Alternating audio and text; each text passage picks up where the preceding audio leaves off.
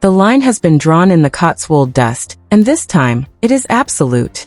For years, we have watched the slow, agonizing collapse of the House of Windsor play out like a Shakespearean tragedy rewritten by a cheap tabloid editor.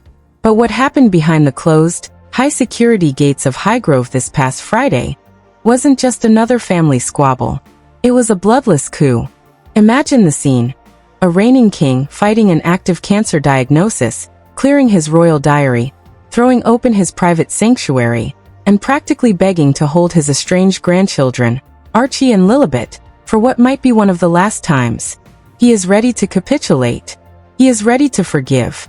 And then the heavy, velvet-draped iron curtain of Kensington Palace slams shut. Not from the Sussexes. Not from the palace advisors. But from the heir himself.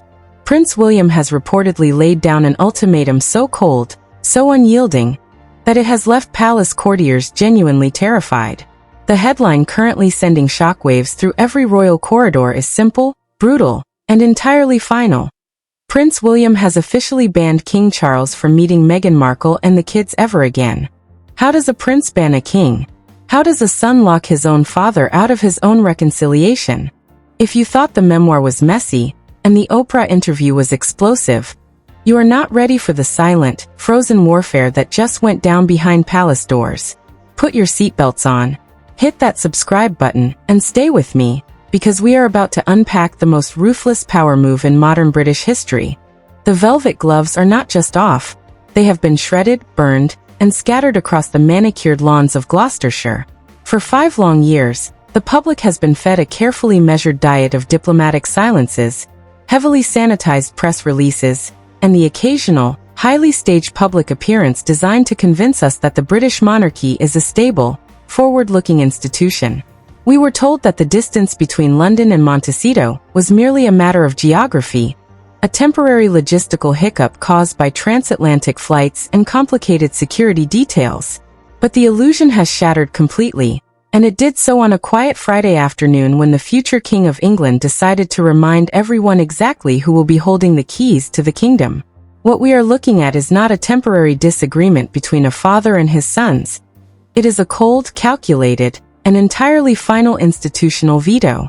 Prince William has drawn a line in the sand, and he has made it clear to King Charles that any further attempts to roll out the welcome mat for Meghan Markle and her children will result in a total, irreversible severance of ties between the current monarch and his heir. To understand how we reached this terrifying precipice, you have to look at the sheer scale of the betrayal that William has been nursing since 2020.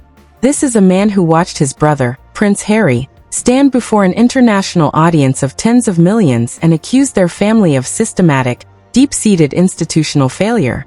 He watched his wife, Catherine, the Princess of Wales, be dragged into a global media circus over petty disputes about bridesmaid dresses, only to be further targeted in a Netflix documentary that tore down the very fabric of their private lives.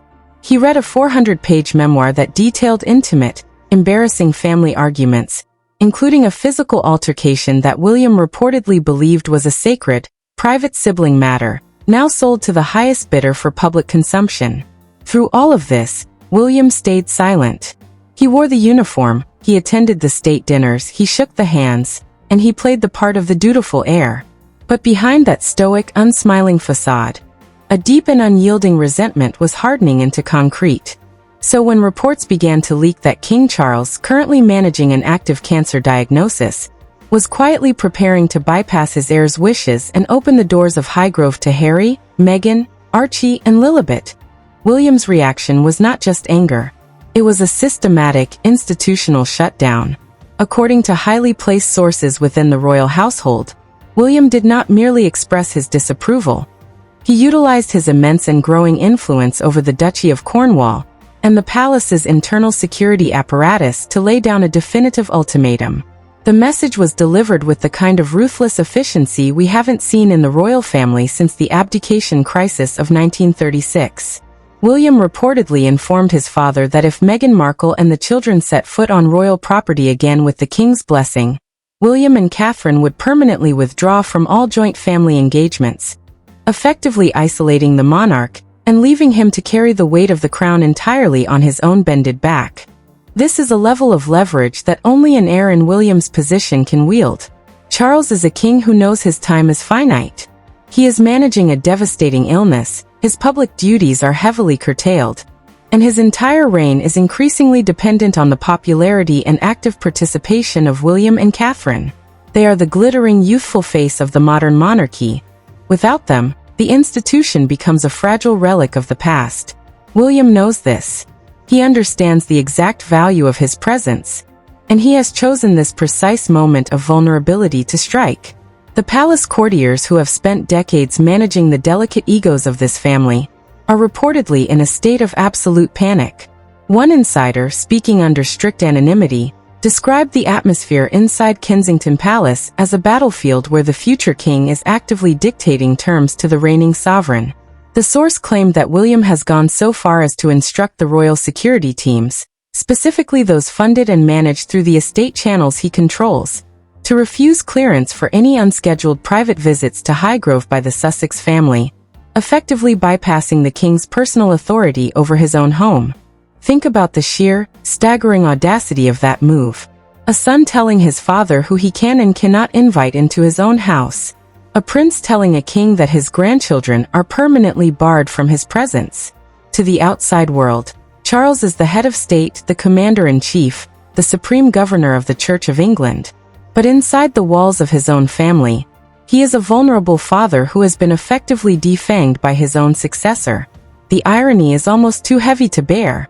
For years, Harry and Meghan claimed that the institution was a cold, unfeeling machine that controlled every aspect of their lives. They painted a picture of a palace run by shadowy gray suits who made decisions without any regard for human emotion.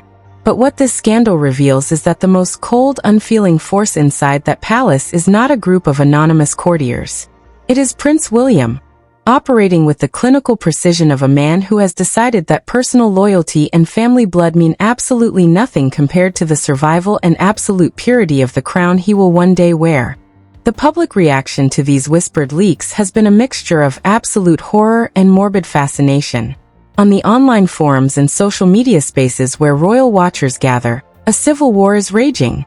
One side views William as a heroic protector, the only man with the strength and resolve to keep the toxic, attention-seeking Sussex brand away from the fragile heart of the monarchy. They argue that Charles is weak, blinded by a grandfather's sentimentality and a father's guilt, and that William is simply doing the hard, dirty work of protecting the throne from further sabotage. But on the other side, there is a growing sense of disgust at what many perceive to be a level of cruelty that borders on the monstrous. Critics are pointing out that Charles is a sick man who simply wants to see his grandchildren before it is too late. To deny a grandfather that basic human right, regardless of what his son and daughter-in-law have written in books or said on television, is being seen by many as a step too far.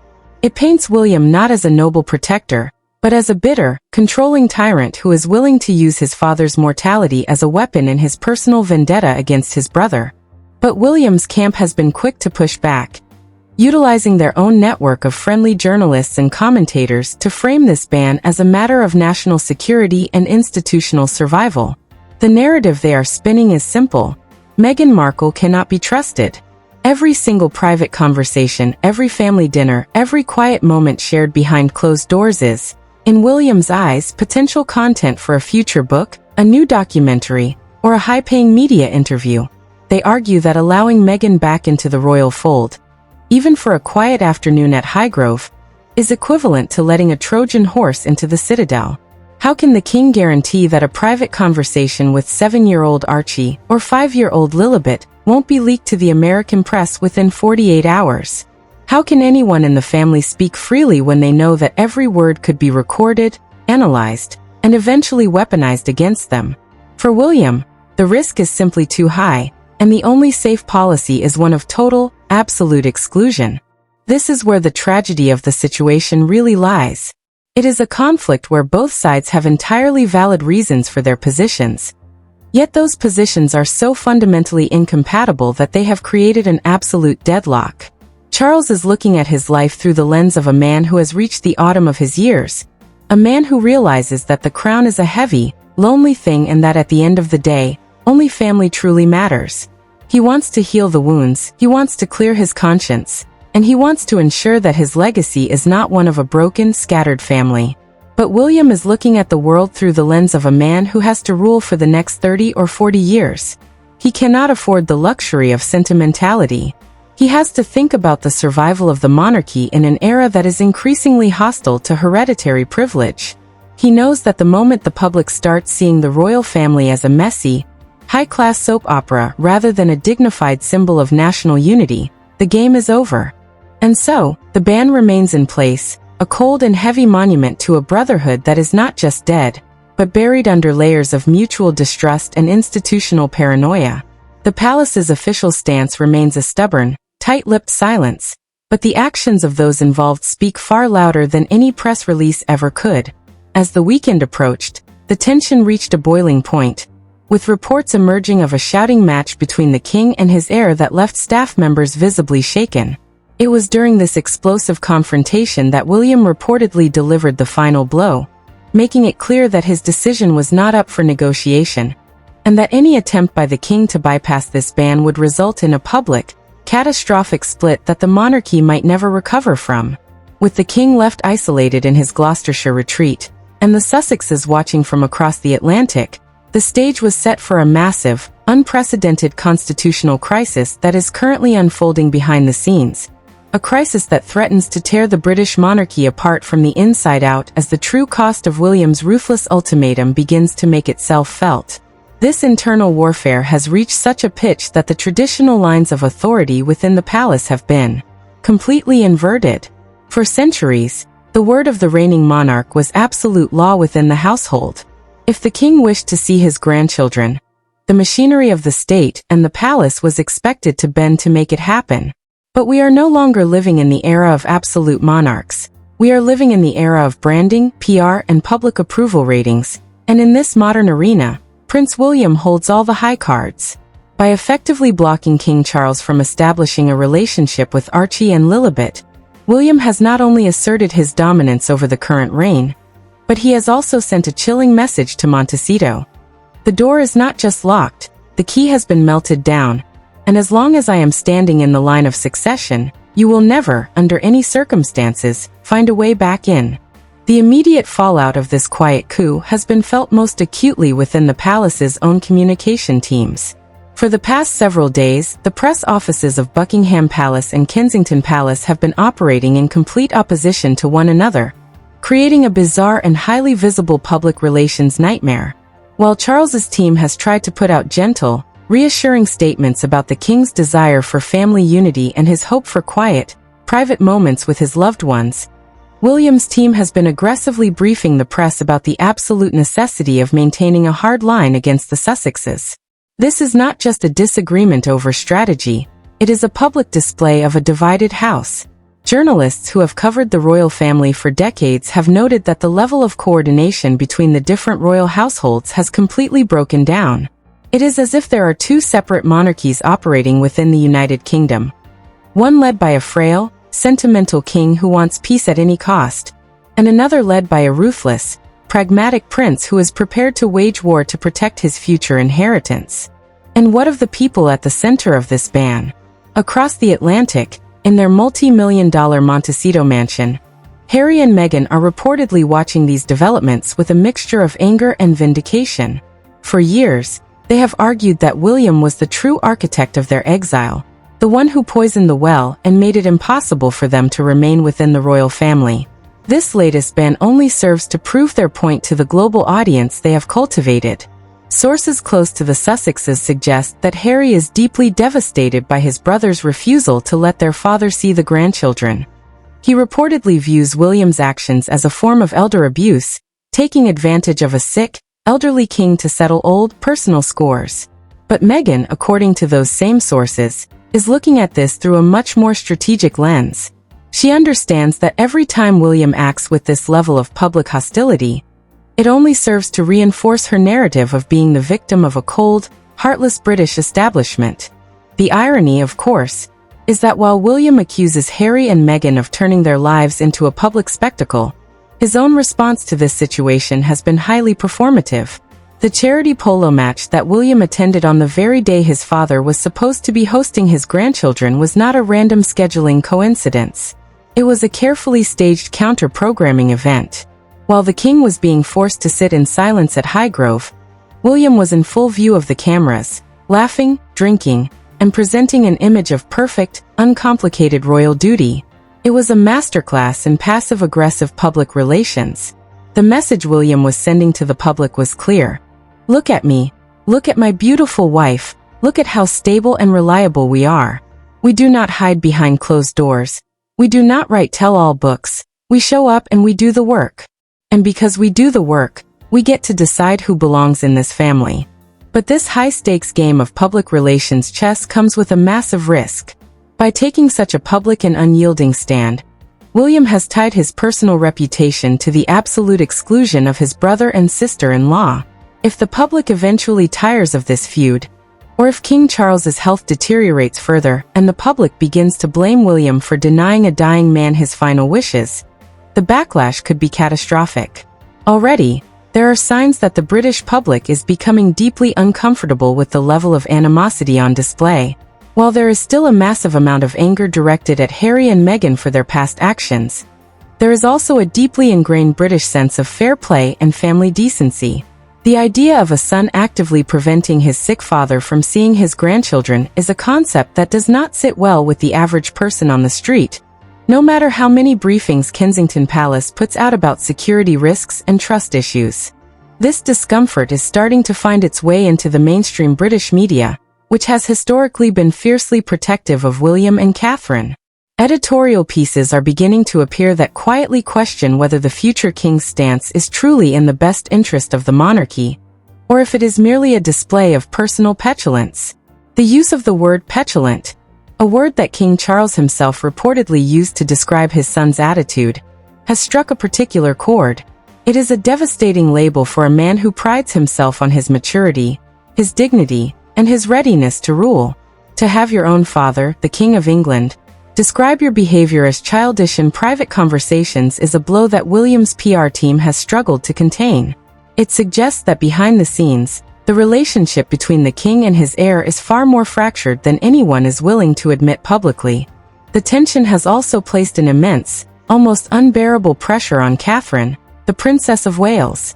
As she continues her own recovery and makes selective public appearances, she has found herself cast in the role of the peacekeeper, a role she reportedly never wanted, and is increasingly unable to fulfill.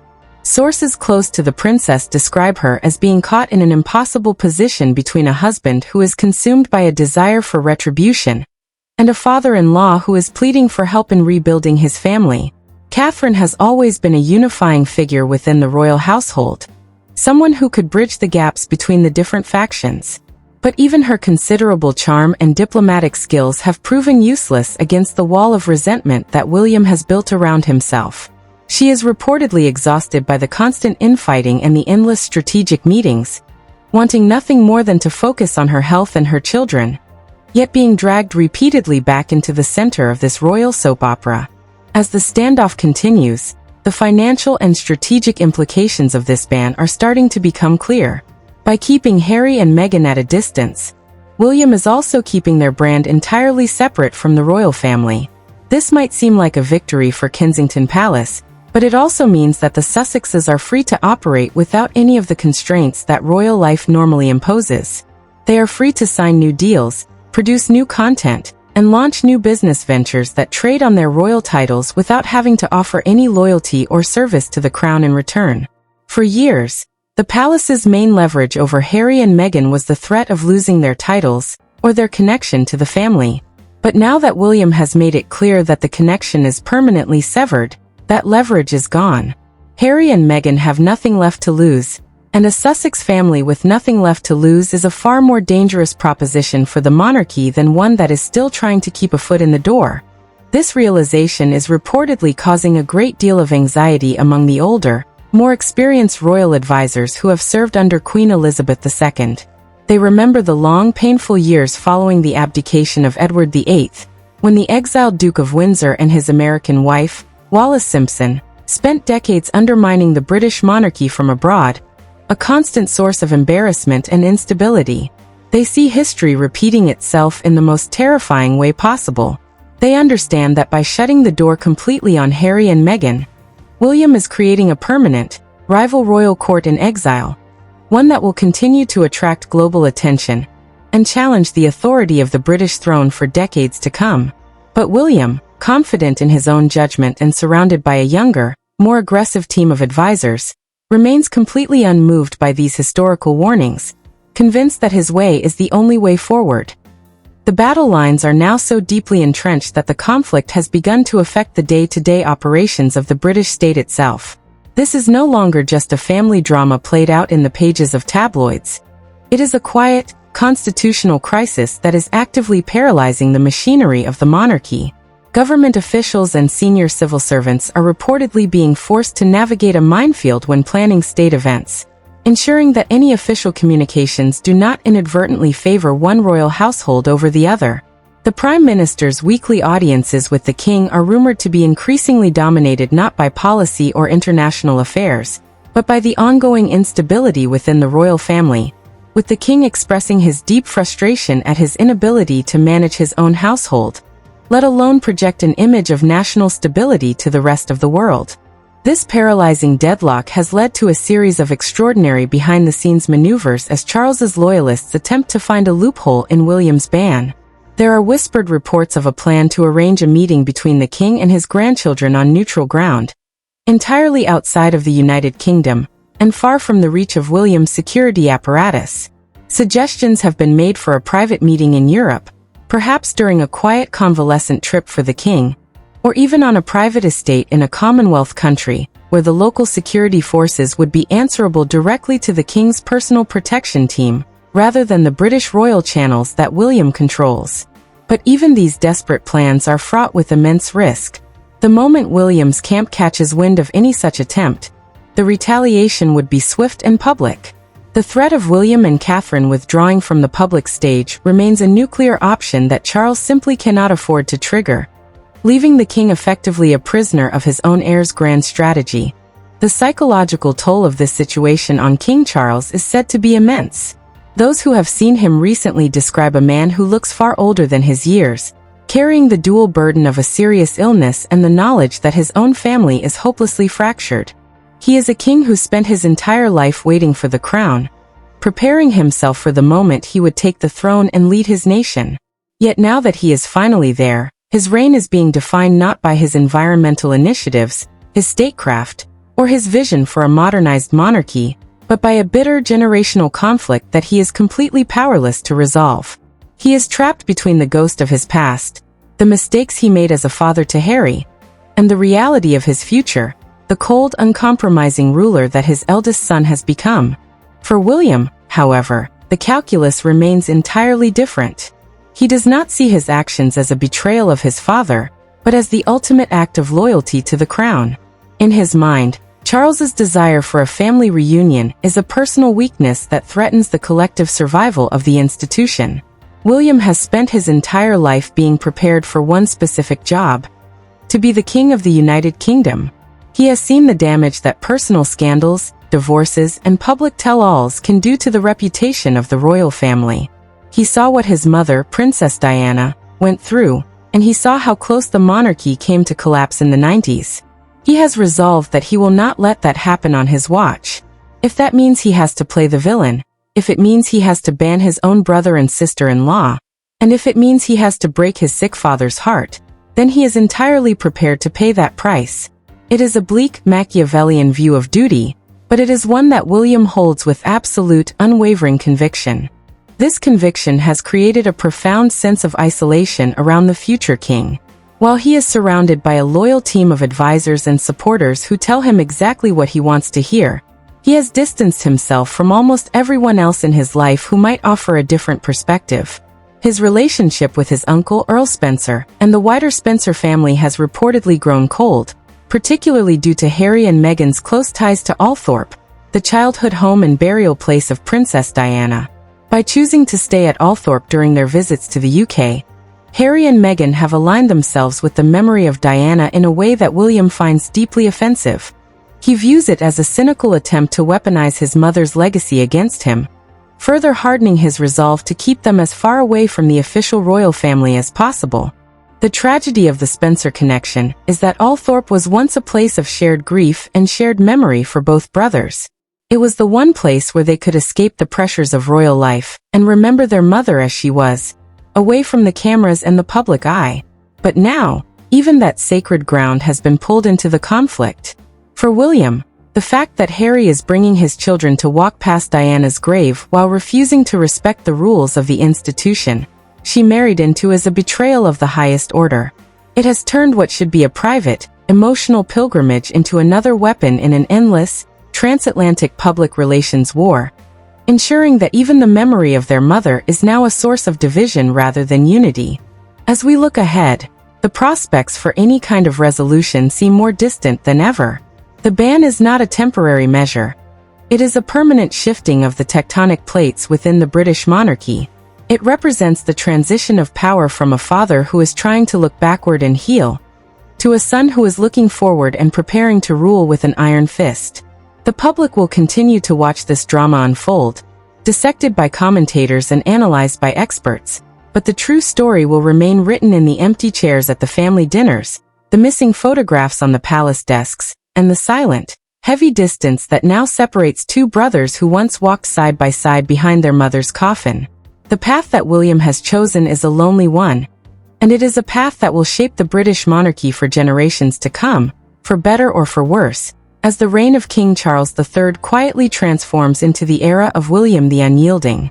This era of William the Unyielding is not just a symbolic shift. It is a daily, administrative reality that has left the king's personal staff in a state of quiet mutiny. To understand how a prince can successfully implement a ban of this magnitude on a reigning sovereign, you have to look past the grand titles and look directly at the cold, hard logistics of royal life. In the modern British monarchy, nothing moves, nothing breathes, and certainly no one travels without the explicit clearance of the Royalty Protection Command, a highly specialized branch of the Metropolitan Police. And this is exactly where William played his most ruthless card. Leaked internal memos circulating among senior security coordinators suggest that Kensington Palace quietly issued a revised protocol regarding the security clearance of non-working royals on Crown property. Under the guise of streamlining resources and managing the intense public scrutiny surrounding the king's ongoing medical treatments, the new directive effectively stripped the king's personal office of the authority to unilaterally approve overnight stays or extended private visits at estates like Highgrove or Sandringham for individuals deemed a high security or public relations risk. In plain terms, Prince William used his immense influence over the royal estate management and his growing control over the Duchy of Cornwall's massive financial reserves to lock down the perimeter. If King Charles wanted to host his son, daughter-in-law, and grandchildren, he could no longer simply tell his staff to prepare the guest rooms. He now had to submit the itinerary to a joint coordination committee that is heavily staffed by William's closest allies. It was an administrative ambush of the highest order. Imagine the sheer, humiliating frustration for a monarch who on paper is the supreme authority of the land, finding out that his own security detail is legally bound to notify his heir's office the moment a transport request is made for Prince Harry's family. Sources inside the palace describe a devastating moment just days before the scheduled visit, where a highly placed administrative assistant was forced to inform the king that the transport vehicles requested to collect the Sussexes from a private airfield had been denied clearance under the new safety guidelines. The king was reportedly left standing in his study, clutching a list of toys he had personally selected for Archie and Lilibet, realizing that his own authority had been completely bypassed by the very man who will one day take his place. The details of this administrative blockade began to leak out in careful, highly damaging fragments, sending the internet into an absolute frenzy of speculation and outrage. Royal commentators on television and digital creators on social media immediately began dissecting the power dynamics at play, with many pointing out the supreme irony of William's actions. For years, the Prince of Wales has cultivated an image of absolute, unshakable dignity, presenting himself as the calm, rational alternative to his brother's emotional outbursts. Yet, this systematic blocking of a sick grandfather's final wishes looks to many like a masterclass in vindictive, behind-the-scenes manipulation. The public reactions have split along predictable, but incredibly hostile lines. On one side, the fiercely loyal supporters of the Prince of Wales are celebrating the move as a necessary act of strength. They argue that William is merely doing what his father is too sentimental and weakened to do, protecting the royal family from a pair of highly toxic, media-savvy opportunists who would not hesitate to record their private interactions with a dying king for their next multi-million-dollar streaming deal. To these supporters, William is the adult in the room, making the hard, unpopular decisions required to ensure the long-term survival of the House of Windsor. But on the other side of the digital divide, a far more cynical and angry narrative is taking hold. Critics are calling the ban a display of monstrous arrogance, pointing out the dark hypocrisy of a family that constantly preaches about mental health, compassion, and the importance of family unity, while actively denying a grandfather the right to hold his grandchildren. The contrast is being highlighted with brutal clarity. Here is a king, battling a life-threatening illness, being treated like a child by his own heir, while his youngest grandchildren are kept thousands of miles away in California, growing up as strangers to their own heritage because of a sibling rivalry that should have been resolved decades ago. The backlash has been so intense that some independent royal watchers have started calling for an official inquiry into the palace's security spending, arguing that taxpayers should not be funding a private security apparatus that is being used as a weapon in a personal family feud. Adding fuel to this raging fire is the sudden, highly suspicious emergence of anonymous briefings from sources claiming to represent the Sussex camp. These leaks, which have bypassed the usual public relations channels, paint a picture of utter bewilderment and deep sadness in Montecito. According to these reports, Prince Harry was genuinely convinced that this visit would be the turning point, a quiet, healing moment where he could show his father how much the children had grown and perhaps begin the long, painful process of rebuilding their relationship. The report claims that Harry had even agreed to sign a strict non-disclosure agreement and hand over all personal recording devices to palace security upon arrival, effectively neutralizing any arguments that the visit was being used for commercial purposes. When the news of William's absolute veto reached the Sussexes, Harry was said to be utterly devastated, unable to comprehend how his own brother could be so entirely devoid of basic human empathy at a time when their father's health is so visibly failing. But as the drama unfolded, the spotlight inevitably shifted to Meghan Markle, and with it, a wave of intense scrutiny regarding her own family dynamics. Critics of the Sussexes were quick to point out a glaring inconsistency in the narrative of forgiveness and reconciliation that the couple has spent years promoting. If Meghan is indeed so deeply committed to healing the rift between Harry and his father, and if she is willing to fly across the Atlantic to facilitate a reunion between her children and their royal grandfather, why has that same spirit of forgiveness been so completely absent when it comes to her own father, Thomas Markle? This is a man who is currently living in quiet, deteriorating health in Mexico, having suffered a devastating stroke and a leg amputation, publicly pleading for even a single phone call from the daughter he raised. Yet, for years, those pleas have been met with an icy, unbreakable silence. The question being asked across every major news outlet is simple yet devastating. Is this royal reunion truly about family, or is it about the brand? To many observers, the answer is painfully obvious. King Charles represents institutional power, global visibility, and the ultimate validation of their royal status. A status that is absolutely vital for the survival of their commercial ventures. Thomas Markle, a retired television lighting director living in a modest Mexican beach town, represents none of those things. By highlighting this massive double standard, William's supporters have managed to deal a serious blow to the credibility of the Sussexes' humanitarian image, framing their attempt to visit Highgrove not as a genuine gesture of familial love, but as a calculated, transactional move designed to re-establish their connection to the British crown at a time when their American projects are visibly faltering. This devastating line of criticism has only hardened William's resolve to make the ban permanent and absolute. He has reportedly told close associates that he will not allow the royal family to be used as a convenient backdrop for a Sussex rebranding campaign, especially not when his father is in such a vulnerable state. The Prince of Wales is said to be deeply suspicious of the timing of the visit, coming as it did immediately after Harry's high-profile court defeat in his ongoing legal battle with the British press. For William, the pattern is all too clear. Whenever the Sussexes suffer a public setback or find their financial security threatened, they immediately attempt to leverage their royal connections to generate a fresh wave of public interest and sympathy. By slamming the door shut, William is not just expressing his personal anger, he is actively dismantling their business model, making it clear that the British monarchy is no longer open for commercial exploitation. The atmosphere inside the royal palaces is now described as a state of frozen warfare, with staff members walking on eggshells to avoid getting caught in the crossfire between Kensington Palace and Buckingham Palace. The king is reportedly retreating more and more into his private quarters, frustrated by his physical limitations and deeply hurt by the public spectacle of his own powerlessness. He is a monarch who wanted his reign to be remembered for its progressiveness and its ability to adapt to a changing world. But instead, he is finding himself a bystander in a brutal, generational power struggle that has effectively paralyzed his household. And as the realization of William's absolute dominance continues to sink in, the focus is starting to shift toward the long-term consequences of this unprecedented crisis. A crisis that has redefined the relationship between the king and his heir, and set the stage for a dramatic, highly uncertain future for the British throne. This era of William's absolute dominance has not just redefined the relationship between the king and his heir, it has set in motion a series of silent, devastating tremors that are currently tearing through the very foundations of the British state.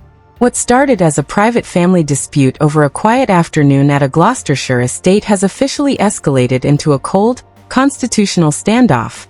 Senior government officials within the Cabinet Office are reportedly holding highly classified, late-night briefings to discuss the long-term stability of the monarchy.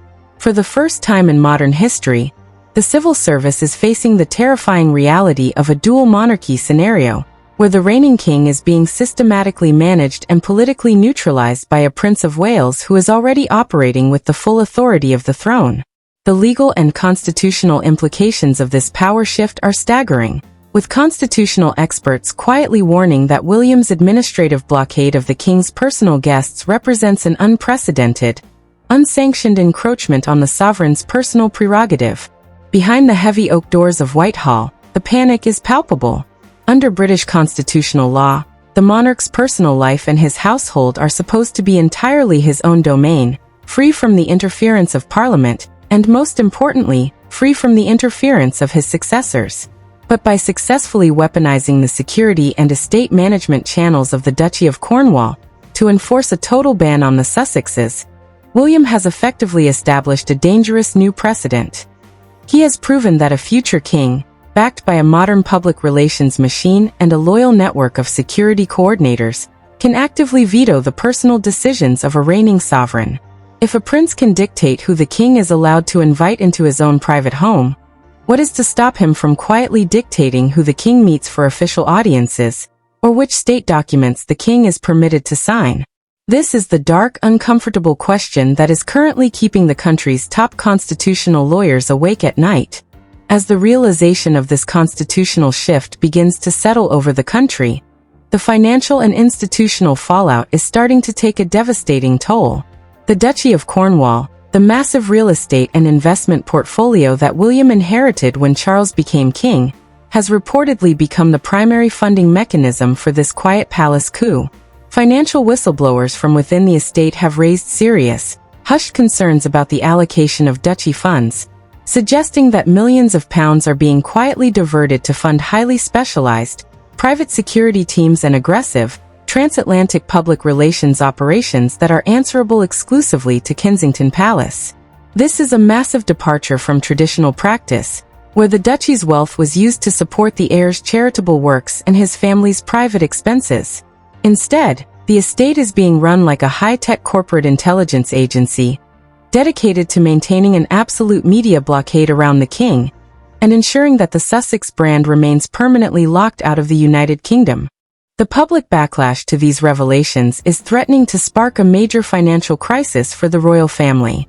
Anti-monarchy campaign groups are already seizing on these leaks, preparing to launch massive, highly coordinated legal challenges against the royal family's tax-exempt status. They are arguing that if public funds and crown resources are being used as weapons in a bitter, private sibling feud, then the taxpayers have a right to demand absolute transparency and a total restructuring of the royal finances. The timing of this financial pressure could not be worse for the monarchy.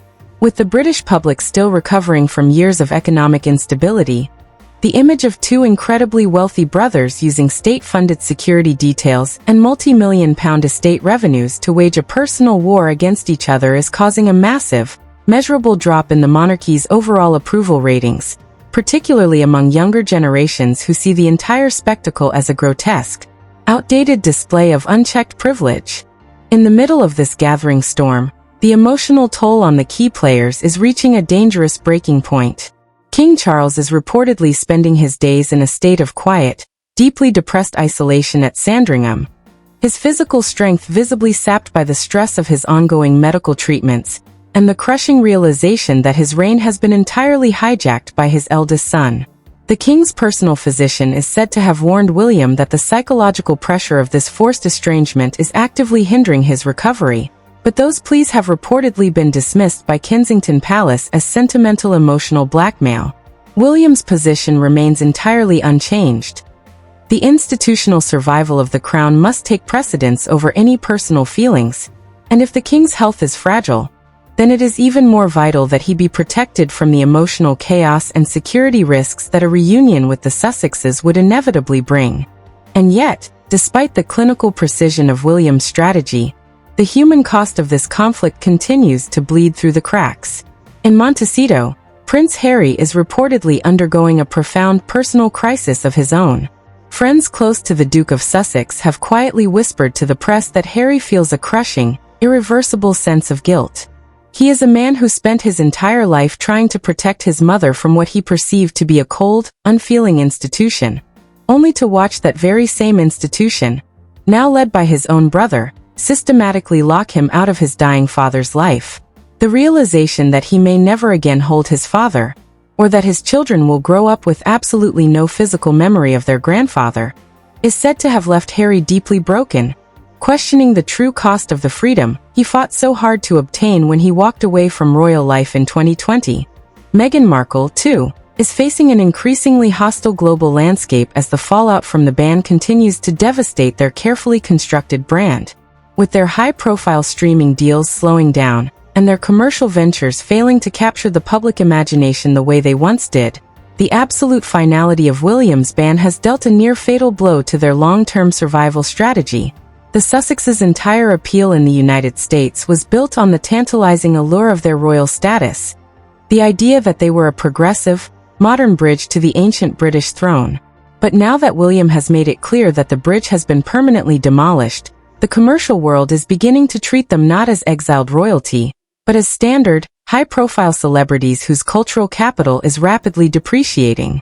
The realization that they have been completely, systematically erased from the future of the British monarchy is causing a wave of intense, behind-the-scenes panic in Montecito, with reports of furious, emergency meetings with their branding and legal advisors as they search for any possible way to break through William's Iron Curtain.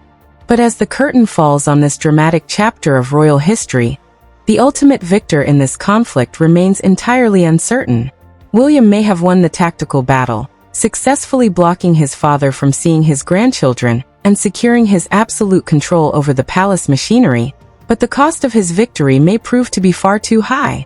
By demonstrating such a ruthless, unyielding willingness to sacrifice his own family for the sake of the institution, he has forever changed the way the public views him.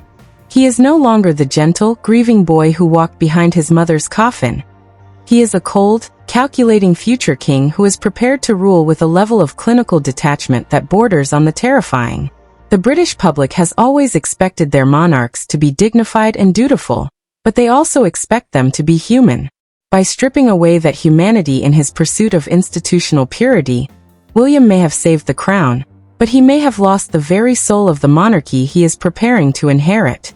The silence that now hangs over the royal estates is not a peaceful one. It is the heavy, tense quiet that precedes a massive, inevitable storm.